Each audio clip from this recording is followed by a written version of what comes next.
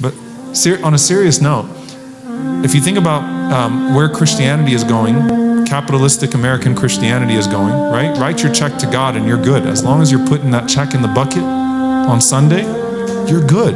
Write your check, right? And we can have a manifestation of that as Muslims. Imam Ghazali rahimahullah is talking about it centuries ago, where a person feels like, I give charity, and what happens when you give charity? MashaAllah, takbir, Allahu Akbar. Everyone says, MashaAllah, that brother is so generous, that sister is so generous. And they praise and praise and praise and praise. And that person goes home and commits the same sins every day and night, lives in haram, because no one even tells them that what they're doing is haram anymore, because they want them to keep writing those checks. It's not Islam. You don't get to write a check to God and just turn away. You've got the same haram and halal as everybody else.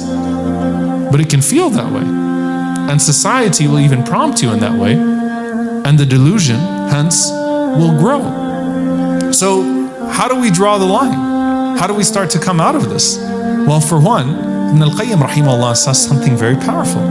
He says, as for hasanat, good deeds, he said both a righteous person and a sinner is capable of doing good deeds, but no one is able to abandon sin unless they're truthful with Allah subhanahu wa ta'ala. Not doing something that Allah tells you not to do is harder than doing something that Allah subhanahu wa ta'ala tells you to do or tells you is good for you to do. Think about this for a moment. It's powerful. Why?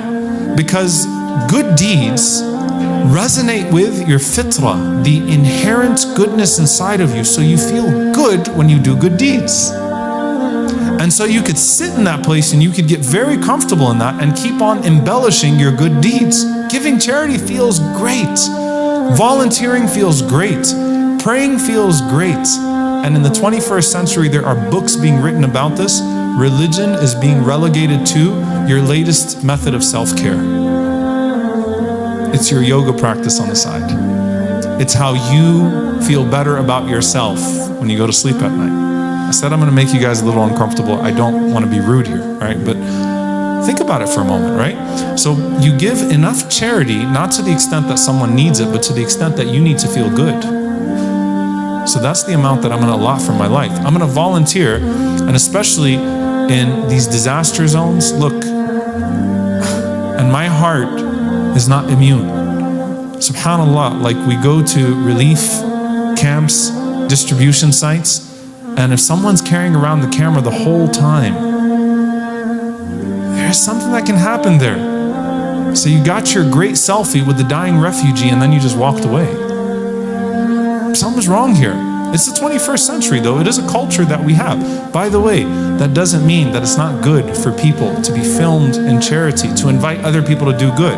This is just like every other form of charity. But I'm saying if you only do it to the point that it makes you feel good, not to the point that the other person needs, this is what religion is becoming in the 21st century. So you sit in a good place, a place where good deeds make you happy, but you're not abandoning what Allah subhanahu wa ta'ala tells you to abandon, and that's where true sacrifice comes. And Ibn al-Qayyim rahimahullah says, even atheists are willing to do many good things because those good things make them feel good. So you'll find atheists that will do good deeds and good actions that give them that sense of joy. But when it comes to sacrifice, no, I'm good. I'm good. So what ends up happening is an imbalance with a fatal flaw in your life, where you're able to come to peace with the existence of disobedience to Allah subhanahu wa ta'ala, and you justify it by saying to yourself, but I do all these other good things, I think I'm okay on the day of judgment. And I heard the khutbah, and the khutbah said that a person who does this good deed and this good deed is great and is going to come on the day of judgment with this way and this way and this way. Yeah, but if you don't address that other stuff, you've got a hole in your bucket and the water is coming through. So you can keep on pouring water in the bucket, or you plug that hole so that the water stops falling through. And there is also a sense of Abu Ayyub al-Ansari radiallahu ta'ala anhu, he says, and I'm paraphrasing because of time here, he said a person might do a good deed and they rely on that good deed and they forget their sins until they meet Allah subhanahu wa ta'ala, depending upon that good deed, and then they find instead that their sins surround them from every direction. Whereas another person might commit a sin and never stop fearing the consequences of that sin until they repent so sincerely that they come on the Day of Judgment and they find that that sin is not only not a source of distress and consequence for them, but is actually a good deed that's been written down for them, because istighfar, sincere repentance, turns even sins into good deeds. So they didn't depend upon a good deed that they were doing and then say, I'm okay, and it's okay, I'm gonna live with these sins that I know are present in my life with no intention to ever relinquish them. And then they met the consequences on the Day of Judgment. And of course, the worst manifestation of that is when the Prophet ﷺ said, "Atadruna min al-muflis," do you know who the bankrupt person is? The bankrupt person is the person who comes with all of their prayer, all of their sadaqah, all of their fasting, but at the same time, سَبَّ هَذَا وَشَتَمَ هَذَا وَاغْتَابَ هَذَا وَضَرَبَ هَذَا, cursed this person out, foul-mouthed with this person, backbited this person, abused this person. And all they find on the Day of Judgment is they basically have their salah, their siyam, their sadaqah taken away from them and given to someone else. Now that's living a life of hypocrisy, where you think you can be good with Allah and bad with the people, and that's not possible. That's not possible. So this is one way that you start to identify, like never justifying fatal flaws. So when someone says, brother, sister, the religion is not all that, and they'll point to certain rituals in Islam, and you're right.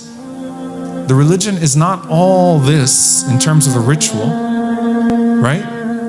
But if you're saying that to diminish the ritual, to diminish a ibadah, to diminish an act of worship, you're only fooling yourself.